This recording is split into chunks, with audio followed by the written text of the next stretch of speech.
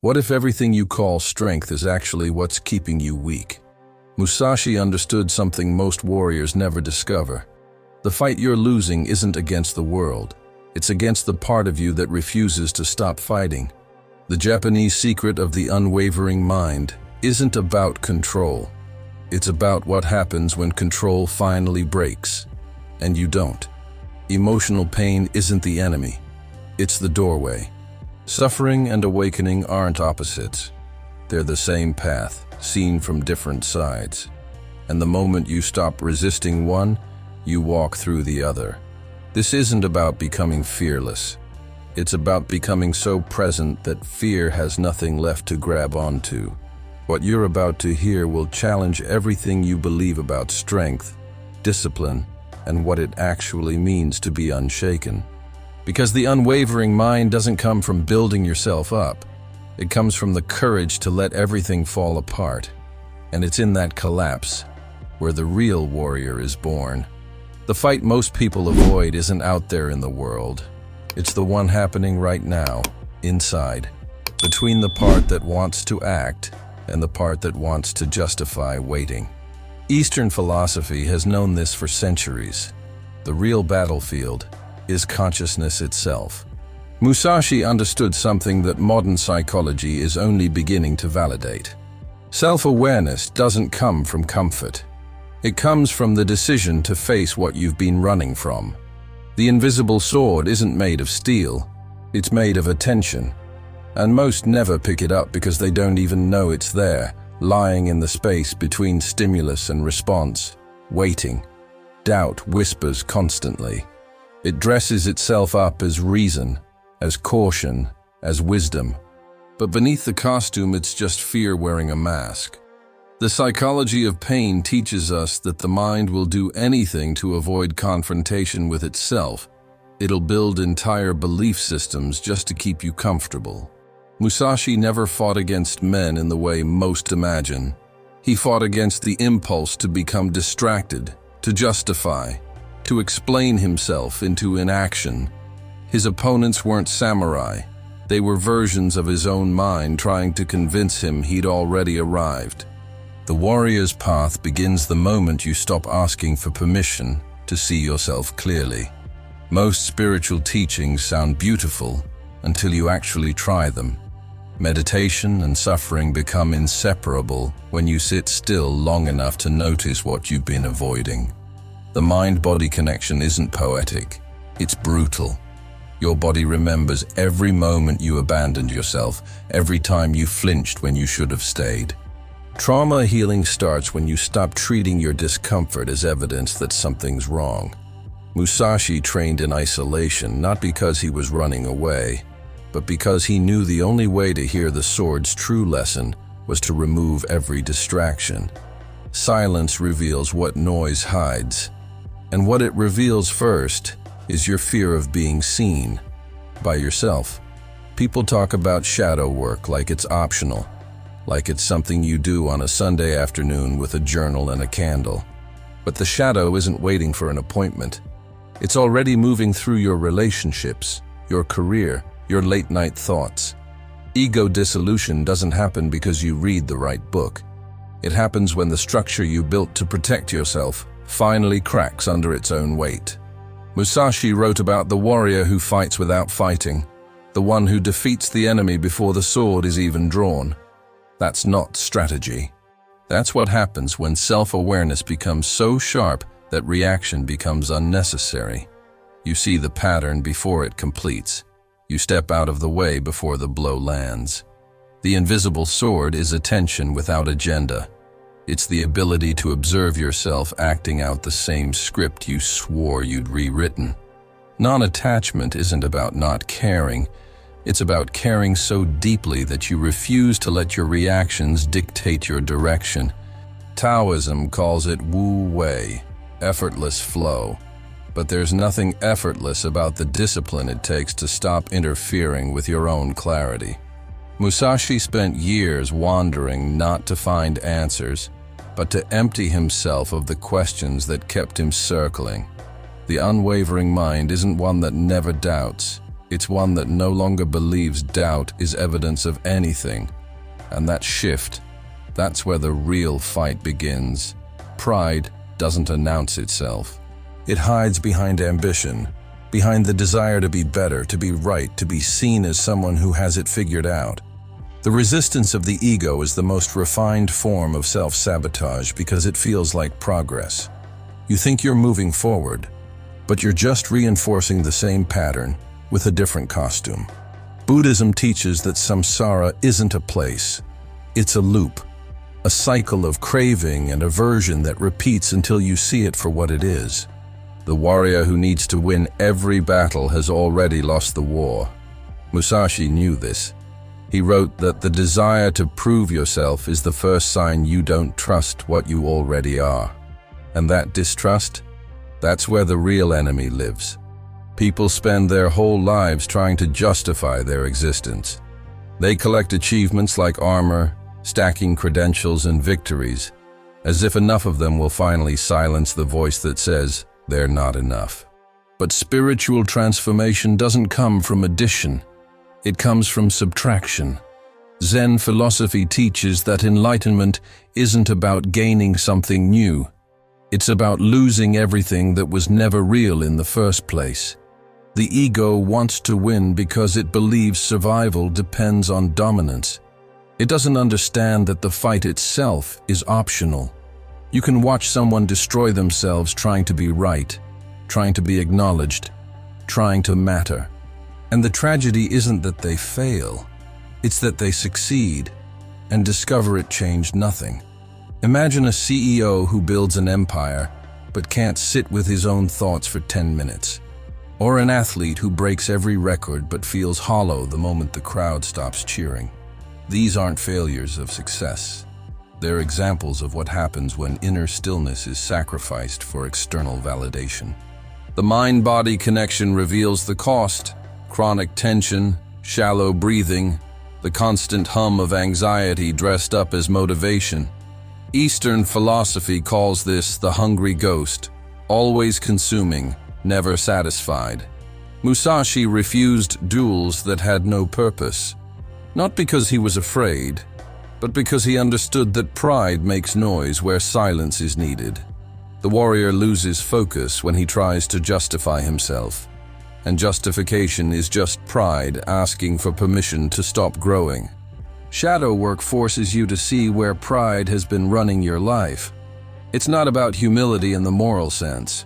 It's about recognizing that every time you need to be right, you're avoiding something deeper. Karma and rebirth aren't mystical concepts. They're psychological patterns that repeat until you interrupt them. You meet the same conflict in different relationships, the same frustration in different jobs, the same emptiness in different achievements. That's not bad luck. That's your unexamined pride demanding that the world conform to your story.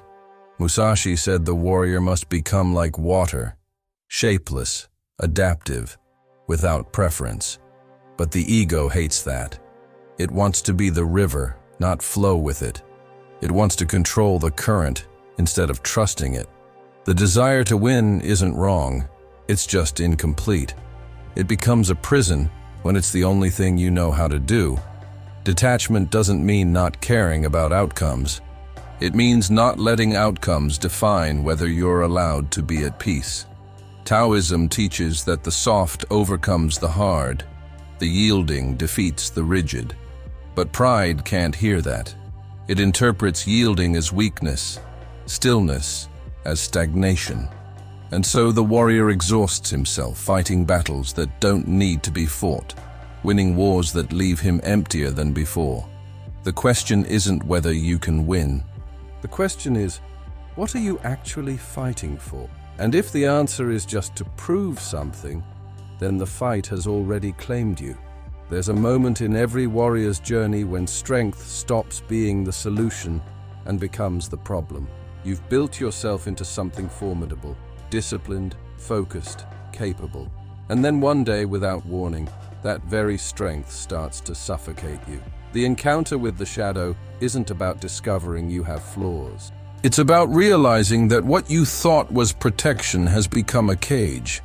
Excessive strength reveals hidden fear. Not the fear of losing a fight, but the fear of losing the identity you've constructed around being strong. Jung called this the shadow, the parts of yourself you rejected because they didn't fit the story you wanted to tell. Musashi faced opponents who mirrored his own rigidity, forcing him to see that mastery without flexibility is just another form of blindness. Most people think anger is the enemy, but anger exposes the mind still divided. It shows you exactly where you're holding on too tight, where you're demanding reality be different than it is. Emotional pain doesn't exist to punish you. It exists to reveal where you're still fighting yourself. Buddhism teaches that suffering comes from attachment, but what it really means is this: you suffer when you insist the world match your expectations. The warrior who needs everything under control is already out of control. He's reacting to his fear of chaos instead of responding to what's actually happening. Shadow work isn't about eliminating anger or fear. It's about facing them without flinching, without needing them to be something else. When you can sit with rage and not become it, that's when the sword stops dominating you. Think about the last time you overreacted to something small. Your partner said the wrong thing. A coworker questioned your decision. Someone cut you off in traffic. The intensity of your reaction wasn't about the situation. It was about the shadow underneath it. That moment when you snapped, that was your unconscious mind trying to protect an old wound you forgot was still bleeding. Trauma healing begins when you stop treating your triggers as evidence that other people are the problem. The mind-body connection means your body is holding scores you don't even remember keeping. Tight shoulders, clenched jaw, shallow breath. These aren't just stress. They're unresolved encounters with parts of yourself you tried to bury. Musashi wrote that facing the shadow means wielding the sword without domination. It means holding power without needing to prove you have it. The fear of losing control is the ego's last defense. It knows that if you relax your grip, if you stop forcing outcomes, you might discover you were never in control to begin with. And for the part of you that built its entire identity around being the author of your life, that's terrifying. Impermanence teaches that everything you're clinging to is already gone. You just haven't noticed yet. Zen philosophy doesn't ask you to accept loss. It asks you to see that loss is woven into existence itself, and your resistance to it is what creates suffering. The warrior in the dojo practices kata 1,000 times not to perfect the form, but to surrender the need for perfection. Each repetition is a conversation with the shadow. I see you. I know you're afraid, and I'm moving forward anyway. Meditation and suffering are inseparable at this stage. You sit down expecting peace, and instead you meet every version of yourself you've been avoiding. The angry one, the desperate one, the one who's still trying to earn love through performance. Shadow work strips away the mythology you built around your pain and shows you the raw material underneath. It's not pretty, it's not inspiring, it's just real. And that reality is where transformation actually begins. Musashi never fought against his shadow. He integrated it. He learned that the fear of losing control was just another form of control, a subtler cage. The unwavering mind isn't the one that never fears. It's the one that fears and acts anyway, not despite the fear, but with it, through it, as it. Perfection is the most refined trap. It doesn't look like failure. It looks like mastery. You've trained for years, refined your technique, eliminated every unnecessary movement. And then one day, in the middle of everything working, you realize you've become a prisoner of your own excellence. The collapse doesn't happen because you did something wrong. It happens because you did everything right for so long that you forgot why you started. The warrior becomes imprisoned by his own form. What began as a path to freedom becomes a set of rules you're terrified to break. Eastern philosophy warns about this. The moment the method becomes more important than the awareness behind it. Musashi encountered this in his middle years, when his skill was undeniable, but something inside him felt hollow. Technique without presence is just repetition, and repetition without consciousness is just sleep. People wear their discipline like a badge. They point to their routines, their consistency, their unwavering commitment to the process. But sometimes discipline is just fear dressed up as virtue. It's the ego's way of staying in control while pretending to surrender. Shadow work reveals this. It shows you the moments when your strength became compensation, when your structure became avoidance. You built a perfect life, a perfect practice, a perfect image, and somewhere along the way, you disappeared inside it. The psychology of pain teaches that the mind will create suffering to avoid a deeper truth. And sometimes that truth is simple. You've been performing instead of living. You've been managing instead of feeling. You've been winning instead of being present. Think about the musician who practices scales for hours every day, but has forgotten how to play with joy, or the meditator who's so attached to their routine that missing one session sends them into crisis. These are examples of technique becoming prison. Buddhism calls this spiritual materialism, using practice as another form of achievement, another way to prove you're doing it right. But enlightenment through pain doesn't come from doing it right. It comes from the moment your perfect system fails and you're forced to meet what's underneath. Musashi wrote that mistakes become teachers when pride breaks, not because mistakes are good, but because they shatter the illusion that you can control your way to freedom. The collapse is mercy. It's life saying, "You've hidden long enough. Now let's see who you actually are." The warrior in collapse faces a choice.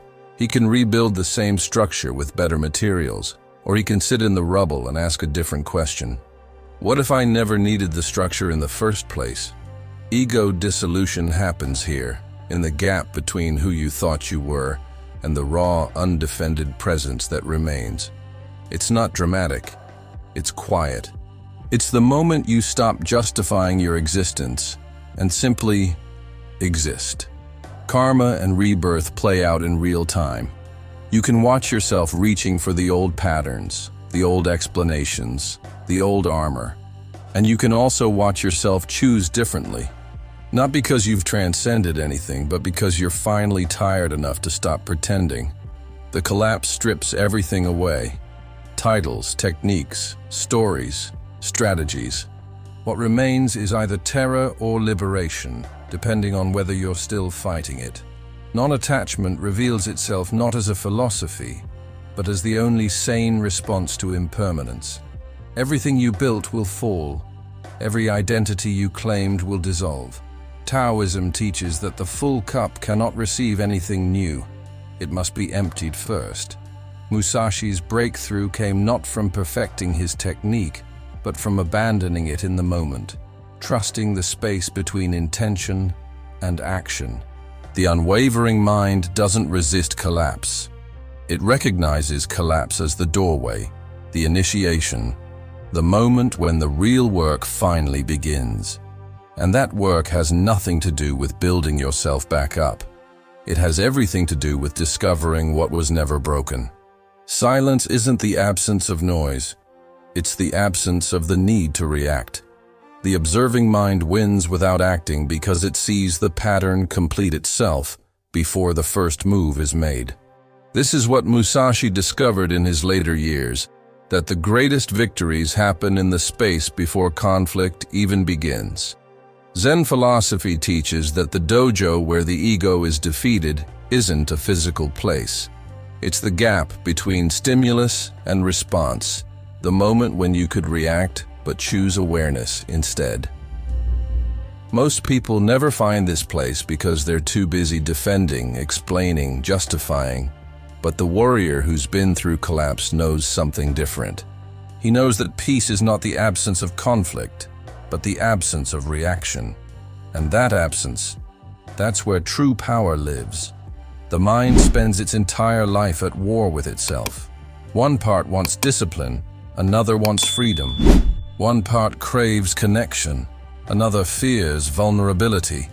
Eastern philosophy calls this the divided mind, and it's the source of all suffering. But silence reveals something unexpected. The war was never real. There were no sides, no enemies, no battles to win. There was only attention, fragmented and fighting itself. Meditation and suffering taught you this the hard way. Every time you sat still, every version of yourself showed up demanding to be heard.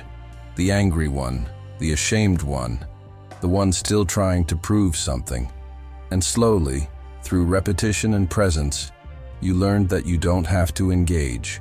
You can just watch. The observing mind doesn't defeat the ego. It just stops feeding it. Emptiness is not absence. It is total presence.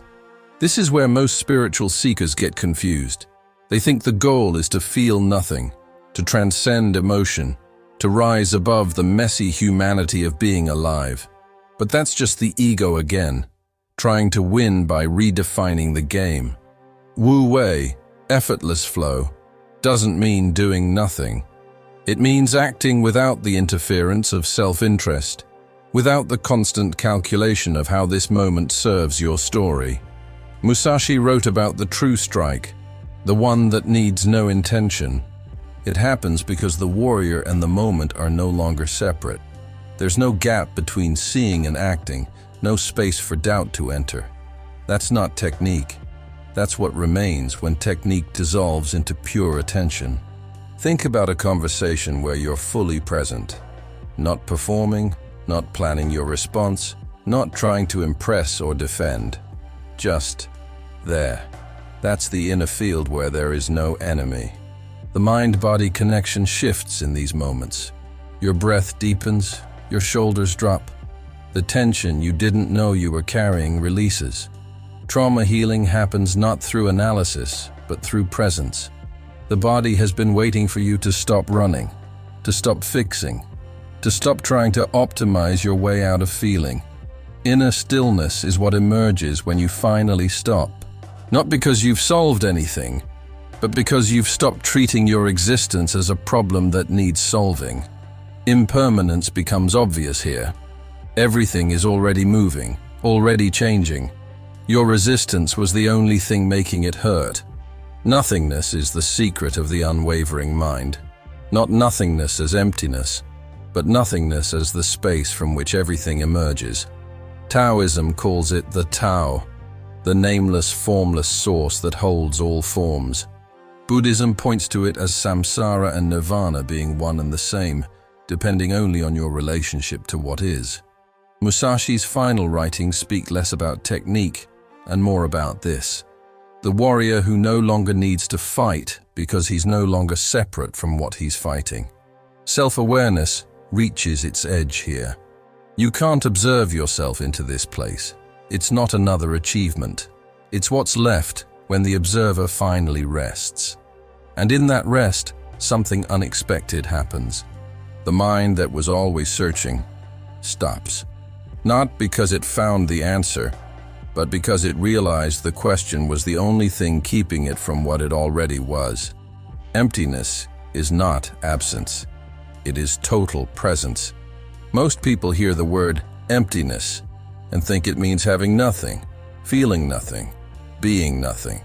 But Eastern philosophy points to something far more paradoxical.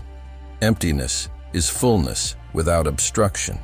It's the mind so clear that everything can move through it without leaving a trace. Musashi called this mushin, no mind. Not the absence of thought, but the absence of attachment to thought. The river doesn't cling to the water that flows through it. The mirror doesn't hold on to the images it reflects.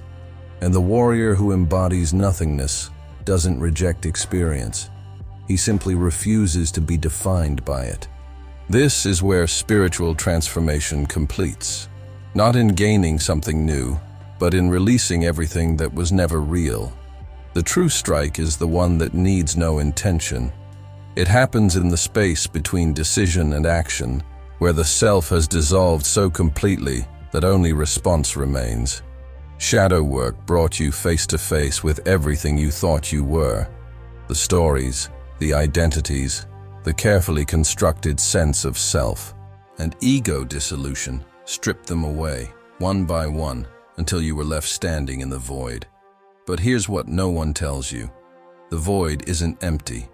It's alive. It's the field of pure potential, the place where all action originates before it's filtered through fear or desire. Zen philosophy teaches that form is emptiness, and emptiness is form. They're not two different things. The warrior and the sword, the observer and the observed. These distinctions only exist in the mind that hasn't yet learned to rest. Think about a master musician in the middle of improvisation. They're not thinking about the next note. They're listening so deeply that the music plays itself through them. Or consider an athlete in flow state, where effort disappears and action becomes seamless. That's not technique anymore. That's what happens when the self gets out of the way and wu-wei takes over. Effortless flow isn't lazy. It's the most refined form of attention. It's what remains when you stop trying to control outcomes and start trusting the intelligence of the moment. Musashi spent decades perfecting his technique, and then he spent the rest of his life unlearning it. Not because technique was wrong, but because he discovered something underneath it. A presence that didn't need forms to function, a clarity that didn't need strategies to respond. Nothingness is the secret of the unwavering mind. It's not a philosophy you believe. It's a lived reality you return to when everything else fails. Meditation and suffering taught you that clinging creates pain. Non-attachment showed you that release creates space. And now, in the way of emptiness, you discover that space itself is the answer. Not empty space like a vacuum, but space like the sky. Vast, open, capable of holding everything without being disturbed by anything. Taoism calls this returning to the uncarved block, the state before conditioning, before identity, before the need to be someone. Trauma healing reaches its final stage here. The wounds don't disappear, but they no longer organize your reality. They become part of the landscape, no more or less significant than anything else. Impermanence becomes obvious when you live in emptiness. Everything is already dissolving, already changing, already returning to the source. Karma and rebirth lose their grip because there's no one left to carry them forward.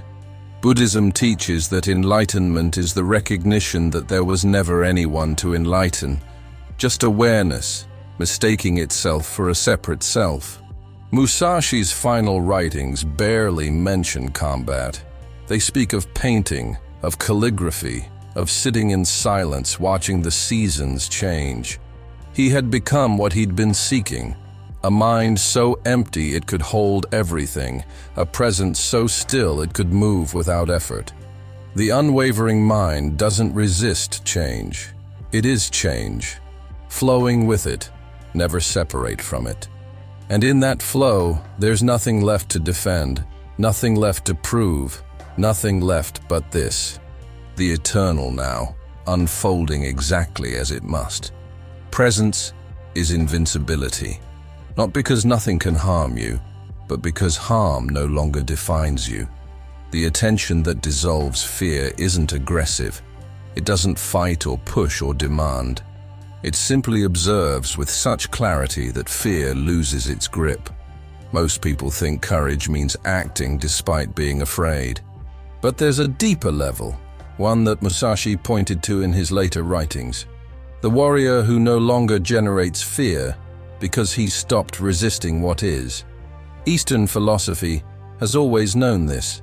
The Bhagavad Gita speaks of the one who acts without attachment to outcomes, who moves through chaos with the stillness of a mountain. That's not detachment in the cold sense. It's engagement without the story, action without the narrator. And when the narrator goes quiet, fear has nothing left to feed on. Attention dissolves fear by absorbing it, not by fighting it, not by transcending it, but by giving it so much space that it loses its density. Think of a child afraid of the dark. The fear isn't about what's actually there. It's about what the mind projects onto emptiness. Mindfulness works the same way. You sit with anxiety, not to make it go away, but to see it clearly. And in that seeing, something shifts. The fear is still present, but you're no longer collapsing into it. You're witnessing it, the way you'd witness clouds passing through an open sky. Shadow work brought you here, through every version of yourself you tried to avoid. And now, in pure awareness, there is no I left to fear. There's just this moment, unfolding exactly as it is. In pure awareness, there is no I left to fear. That's not philosophy, it's lived experience. When you stop identifying with the voice in your head, when you stop believing every thought is truth, something extraordinary happens. The mind-body connection reveals itself as it actually is. Not a relationship between two things, but one continuous field of experience. Your body isn't holding fear. You're holding the idea that you're separate from what you're feeling. Trauma healing reaches completion here. Not because the past is erased, but because you're no longer organizing your present around avoiding it. Spiritual transformation isn't about becoming someone new. It's about recognizing that the person you thought you were was just a collection of defenses. And underneath those defenses, there was never anyone to defend. Ego dissolution completes in presence. The I that needed to be strong, to be right, to be seen, it doesn't disappear dramatically. It just quiets. Like a wave returning to the ocean, realizing it was never separate. Buddhism calls this nirvana, but that word carries too much mythology. It's simpler than that. It's the moment you stop arguing with reality. You stop needing this moment to be different. And in that acceptance, you find something you weren't looking for. Peace. Not the peace that requires perfect conditions. The peace that exists regardless of conditions. Musashi wrote that the true warrior is one who no longer needs to fight, not because he's weak, but because he sees conflict before it hardens into violence. He moves with it, adjusts to it, never opposing it directly. That's Wu Wei in practice. Effortless action born from total attention. Karma and rebirth end when presence becomes consistent. The loops you've been running, the same arguments, the same wounds, the same patterns disguised as different situations, they stop when you stop feeding them with unconsciousness. Enlightenment through pain taught you that suffering isn't optional, but your relationship to it is. You can resist it and multiply it, or you can meet it with attention and watch it transform. Non-attachment, you stop caring. It means you stop confusing care with control. You love, you engage, you act, but you're no longer demanding that outcomes validate your existence. And in that freedom, fear dissolves.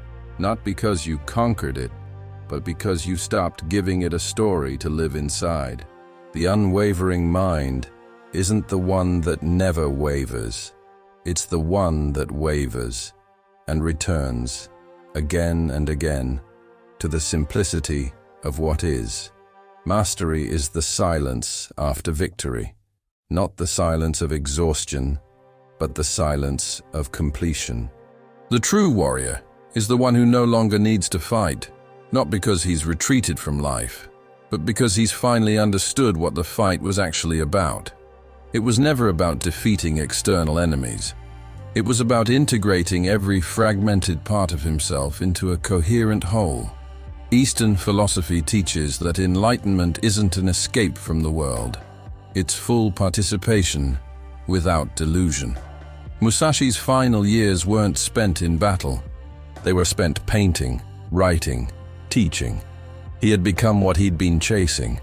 A mind that could hold contradiction without collapsing, strength without rigidity, presence without effort. Integration is what remains when the drama ends and you're left with just life. The Japanese secret of the unwavering mind isn't a technique you learn. It's a state you return to after forgetting it 1,000 times. To become the silence itself means you stop treating peace as a destination and start recognizing it as the ground you've always been standing on. Most people miss this because they're still looking for the next breakthrough, the next insight, the next level of mastery. But shadow work taught you something different. There are no levels, there's only depth. You don't transcend your humanity, you inhabit it more fully. Trauma healing completes not when the wound disappears, but when it no longer defines your identity. You carry the scar, but you're no longer organized around protecting it. That's integration. That's what it means to be whole. Think about someone who's been through real hardship and come out the other side. There's a quality they carry, not hardness, not bitterness, but a quiet solidity. They don't need to prove they've suffered. They don't need to perform strength. They just are. That's what the psychology of pain reveals at its deepest level. Suffering that's been fully metabolized transforms into wisdom, not the kind you preach, but the kind that changes how you move through the world. Self-awareness becomes effortless because you're no longer dividing your attention between what's happening and the story you're telling about it. You're just here, responding to what is, adapting like water. Taoism calls this returning to the source. Buddhism calls it arriving at the gateless gate. Musashi called it the way of no mind. Different words, same territory. Integration means you stop dividing experience into spiritual and mundane. Every moment becomes practice. Washing dishes, sitting in traffic, having a difficult conversation. These aren't interruptions to your path. They are the path. Mindfulness isn't something you do for 20 minutes in the morning. It's how you meet every single moment with the full weight of your attention. Impermanence stops being a concept and becomes lived reality. You watch yourself change, watch relationships evolve, watch beliefs dissolve. And instead of clinging or resisting, you just flow. Wu-wei becomes natural, not because you've perfected anything, but because you've stopped interfering with your own clarity. The mind-body connection is no longer something you work on.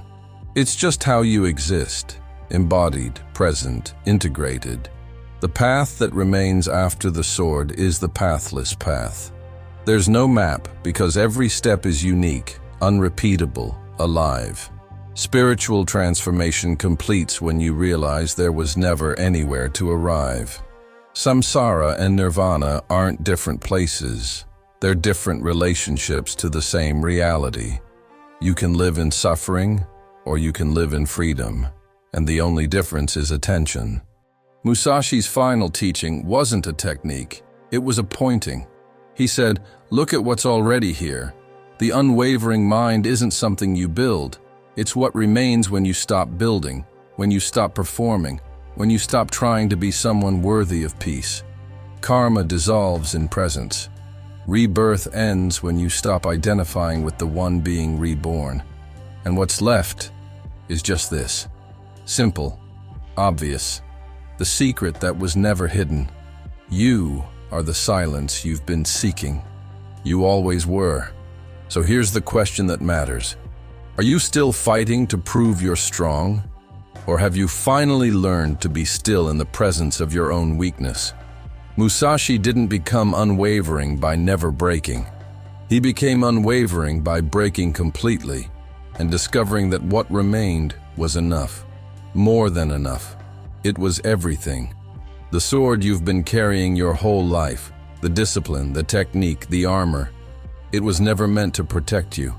It was meant to teach you that protection was never needed, because the self you were defending was just a story, and stories dissolve in the light of pure attention.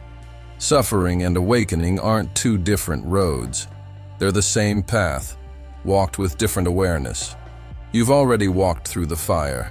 The question is, did you let it burn away what was false? Or are you still carrying the ashes, calling them identity? Shadow work doesn't end. Ego dissolution doesn't complete.